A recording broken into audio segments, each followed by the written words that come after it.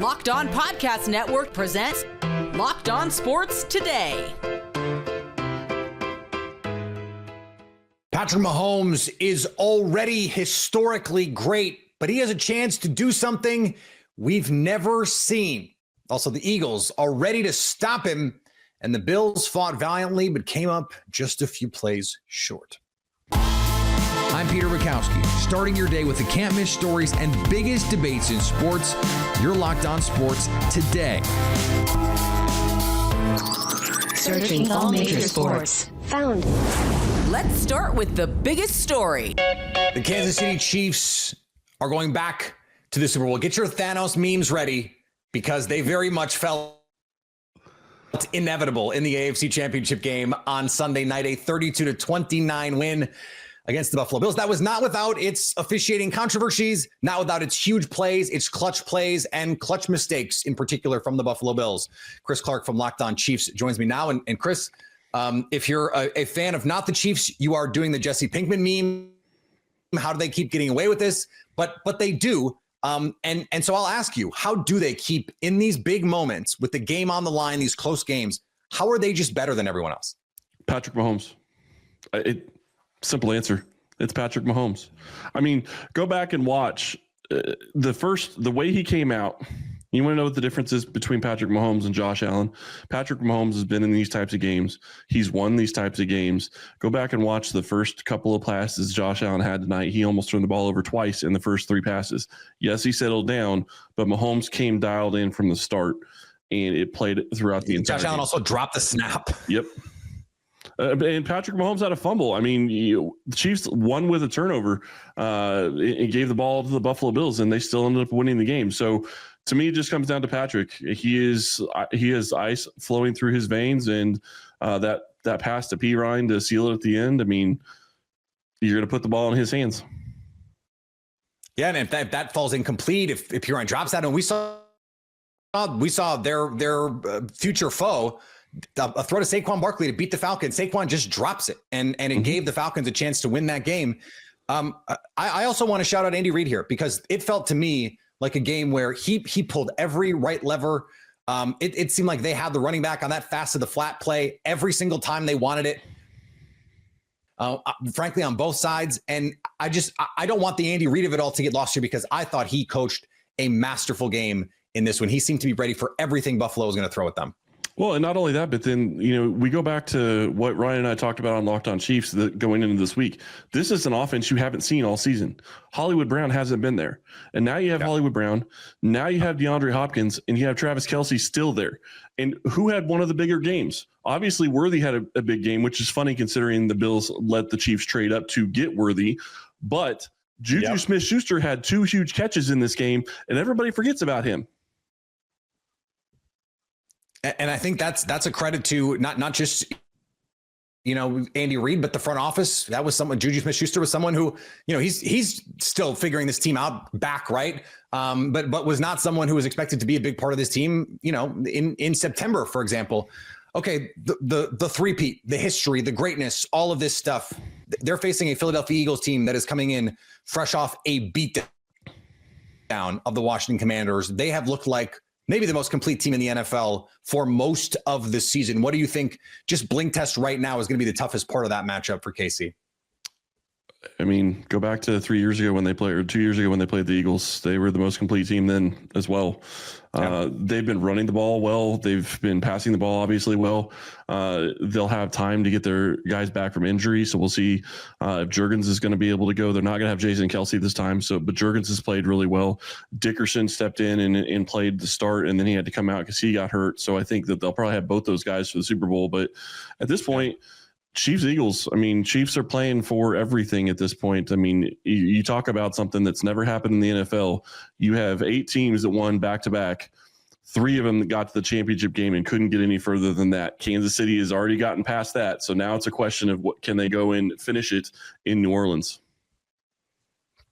And I feel like this just circles back to the beginning. The number one reason why you would pick the Chiefs to overcome history, to shake off whatever pressure they might be feeling chasing that history, it's Patrick Mahomes. Like, he's the reason why you just don't bet against them.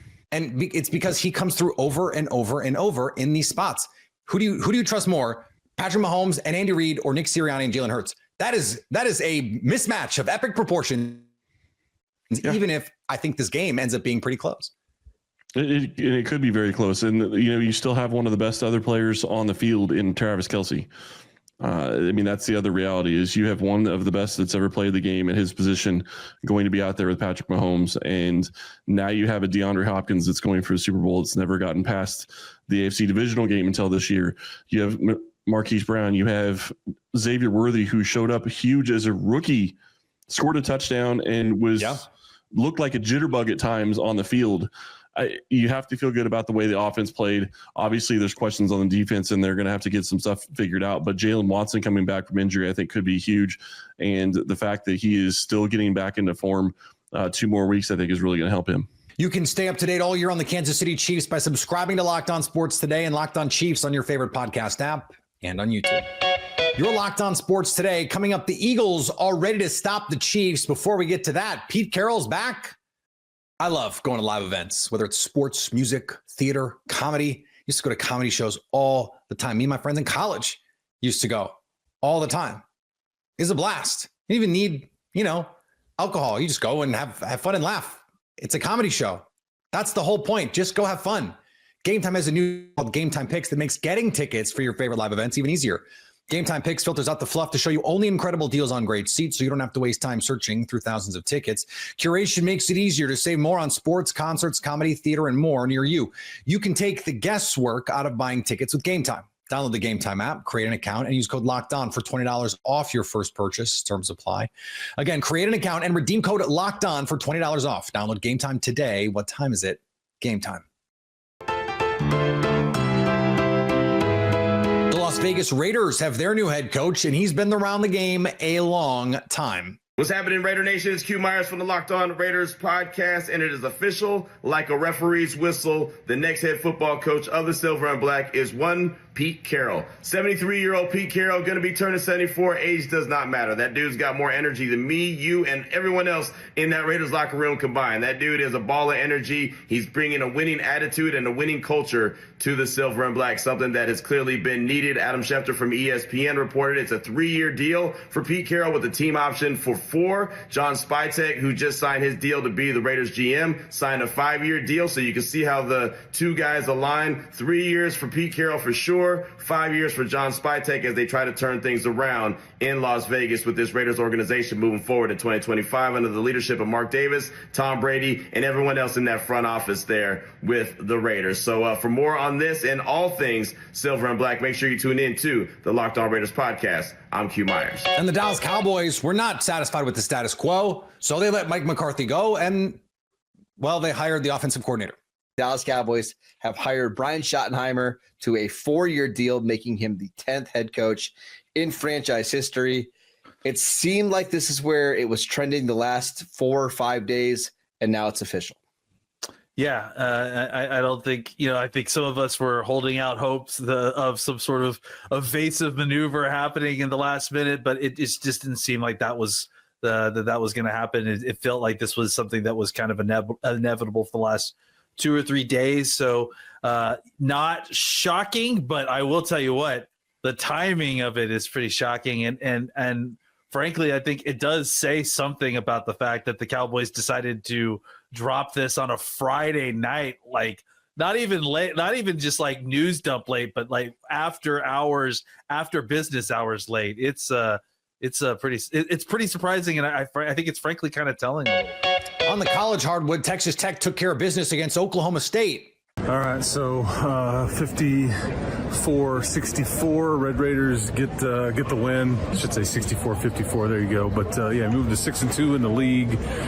And, apologize for them. They're not all Picassos, as we often talk about. We kind of talk about on the show leading up to this one, trap game a bit. You're up 51-33 with, I think, a little over 9 minutes to go. And I think Oklahoma State goes on a 16-1 run. to counter that. So not ideal. You missed way too many free throws, but you did turn over Oklahoma State a bunch, and it was just a kind of a business-like, not pretty on the eyes type of game. But the Red Raiders get their 6th conference win.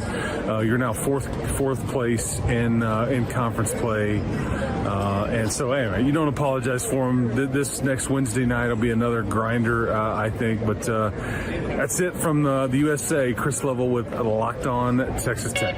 And we have a blockbuster in the WNBA. The Las Vegas Aces acquired Seattle Storm guard Jewel Lloyd and sent Aces guard Kelsey Plum to the LA Sparks, according to reports on Sunday. The Storm acquired the number 2 pick in the 2025 draft and forward Lee Yuru from the Sparks, as well as Las Vegas' 2026 first-round pick. LA received the number 9 pick in this year's draft and a 2026 second from Seattle. The Aces get the number 13 pick in 2025 from the Sparks.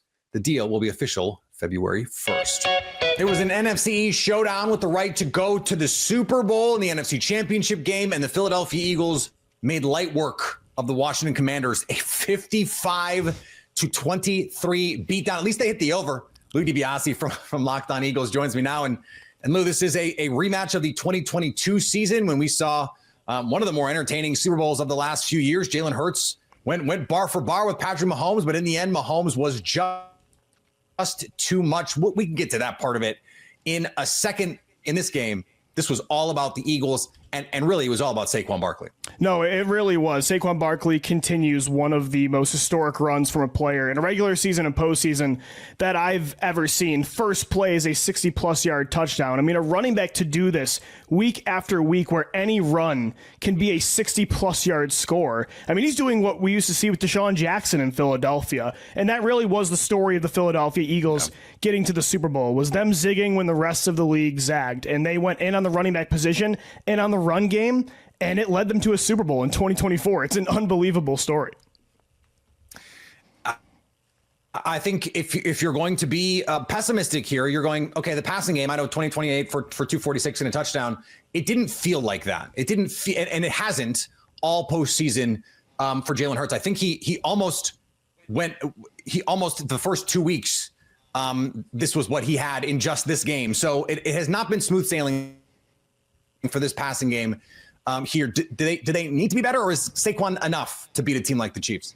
I think if they did what they did against the Washington Commanders, against the Kansas City Chiefs, it will be enough. I actually thought the passing game was really good. They got the explosive plays, a 20-plus yard reception to both Devontae Smith and A.J. Brown. Dallas Goedert and A.J. Brown surpassed 80 receiving yards. I thought Jalen was a lot more decisive in this game, confident. Yep. He got the ball out quick. They didn't do anything special in the passing game. There wasn't any real creativity. But what I liked was they said, let's just get the ball to our big three, our 3 stars in the open field, and maybe it's just a 7-yard completion, but let's give these guys a chance in space to do more. And Brown, Smith, and Goddard, they did more with it. So I think this was actually a confident boosting performance from the passing game. It wasn't the performance we're used to in 2022 or like Super Bowl 57, but I did think they took the training wheels, or as Jalen alluded to, the straitjacket off a little bit in this game, and I think it was a performance they needed to have before they play the Chiefs. So no, I think considering the injury and all the critics this week, I actually thought Jalen Hurts had a pretty incredible performance. What about this defense? Because this has been the number 1 defense all year long. 23 points in this game. Quinyon Mitchell gets the turnover. They defended 8 passes in this game. They were able to get Jaden Daniels 3 times. I understand that doesn't seem like a big number, but there were way more pressures. He is one of the hardest guys to sack in the league. We know this defense is going to be up to the task, but Patrick Mahomes is a different animal. No, he absolutely is. But I think the difference this time around is the Eagles have the talent on all 3 levels. They have a first-team All-Pro linebacker in Zach Baun, yet again, forced a turnover in this game. Jordan Davis gets a sack. Nolan Smith gets a sack. Jalen Carter continues to wreck this football game, this entire playoffs, I should say. And then the secondary, they've got guys they didn't have last time around. Like you mentioned, Quinyon Mitchell, Cooper DeJean made multiple big plays. They've got the personnel at pretty much every position on defense. Yeah. They're younger, they're faster this time around, and I think they're hungrier. So, and they're much better coached, Peter. Jonathan Gannon last time around when they played Kansas City did not feel like he was prepared to go after Andy Reid and Pat Mahomes. Vic Fangio, I think, is going to have a much better game plan like he did against Jaden Daniels. Daniels was maybe the hottest quarterback in the playoffs heading into this game, and I thought they completely neutralized at least the Daniels we saw so far in the postseason. So what would be the difference this time? The big difference, what would make you say, okay, they couldn't get it done last time, they will get it done this time because? I really do think it's because of Saquon Barkley. If you go back to that game, the Philadelphia Eagles were not able to run the football. They were not able to control time of possession. Miles Sanders kind of disappeared in that game. Is the passing game going to perform to the same level? Probably not, but I do think a little bit of a step down from the passing game, but a massive step up from the run game. I think that's going to be all the difference. It's a more physical team on both sides of the ball, and I just think they're more prepared. It's going to take maybe some stuff we can't quantify to beat Pat Mahomes at this point, but I really do think this football team, if anybody can get it done and get revenge, it's the 2024 Philadelphia Eagles. You can stay up to date all year on the Philadelphia Eagles by subscribing to Locked On Sports Today and Locked On Eagles on your favorite podcast app and on YouTube. Coming up, the Buffalo Bills came up short again. Super Bowl 59 is here. One game, two teams, endless possibilities. And there's no better way to make every play more exciting than with FanDuel. Whether it's predicting the first touchdown, calling the MVP, or even betting on the coin toss, FanDuel makes it easy to get in on the action. With live betting all game long, you can adjust your bets as the game unfolds and feel the thrill from kickoff to the final whistle. The live betting feature lets you stay involved no matter what happens on the field. And the app is easy to navigate. Plus, knowing that you can place a $5 bet and potentially win $200 in bonus bets for the Super Bowl, that's icing on the cake. The one bet you could look at that $5, how about the NBA tonight? Interconference matchup, Grizzlies-Knicks. FanDuel has the Knicks 3.5-point home favorites. Download the app or head to FanDuel.com to get started. Bet just $5. If you win, you'll score $200 in bonus bets. That's FanDuel.com. Bet with FanDuel, an official partner of Super Bowl 59. The Buffalo Bills were everyone's favorite team on Sunday. Most America was rooting for the Chiefs to fail. No one, dynasty, come on. Josh Allen and company came up just a few plays short, though, as Locked On Bills host Joe Marino details. Well, folks, welcome in. The Buffalo Bills fell to the Kansas City Chiefs, 32-29 in the AFC Championship game, and the season is over. I don't have magic words for you, folks. I'll just tell you how I feel. And I feel deeply sorry for Bills Mafia. We deserved a lot better fate than that outcome. And you certainly wonder if it's ever going to be our turn. And you recognize how ripe the opportunity was based on what this team showed you this year. And I certainly feel very disappointed that the results weren't different. 4 times in 5 years, the Chiefs end the Bills season in the playoffs. It's unfortunate. And the Buffalo Bills are a great football team. They've been a great football team, and they don't have a lot to show for it. A lot of regular season success, a lot of postseason success, but you can't have the breakthrough against Kansas City. And it is very unfortunate that the rise of the Buffalo Bills coincides with this Kansas City Chiefs dynasty that's knocking on the door of a three-peat. I feel gutted for Bills Mafia. I think about my grandmother, who's 84 years old, who even through the worst seasons, when you know they didn't have a chance, would tell me, I feel it in my bones, this is the year. So many people just like that. So many people just like that deeply love this football team. And you're just still wondering, is it going to happen? Is it going to happen? And meanwhile, the Kansas City Chiefs going to go get, what, their third in a row? Their fourth in 6 years? It's hard to feel happy for them, right? Football is such a big part of Western New York, how deeply rooted it is into the fabric of the community. And you just felt like the city, the fans, the players, the coaches, the past players and coaches, people who have put a lot into this football team, deserved a lot better fate. And I'm gutted for everybody. You can stay up to date all year on the Buffalo Bills by subscribing to Locked On Sports Today and Locked On Bills on your favorite podcast app and on YouTube.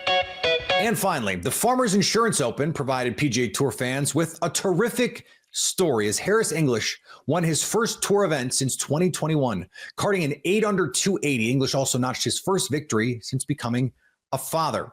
English reflected on the win, saying, "I have so much respect for this game and respect for a lot of players out here. It's hard to win. I might have looked calm out there on the course, but inside your emotions are going crazy. I know how hard it is to win. You've got to soak it all in when you do it." English survived a hard-charging final round from Sam Stevens, who shot the best Sunday card of anyone, 4 under a 68. English said of the hard final round, "I'm 35 now." That's offensive to me personally. I'm 37. I've been doing this for 14 years and it never gets easier. I enjoy the grind of it. I love being out here on the PGA Tour and I love doing stuff like this. All right. You won me back. Same, Harris. Same. If you're catching this episode after hearing your favorite Locked On show, make sure to subscribe to Locked On Sports Today on YouTube or wherever you get your podcasts so you never miss an episode. Also, if you're a new subscriber to Locked On Sports Today, we're here for you with the biggest stories in sports every day. Coming up on the next Locked On Sports Today, who made the best coaching hire of the weekend in the NFL? So at least until tomorrow, stay locked on sports today. Locked On Podcast Network presents Locked On Sports Today. Go to our video on demand. Click on sports at the top of your screen. There, you'll find past episodes of Locked On Sports Today, plus other Locked On shows on demand.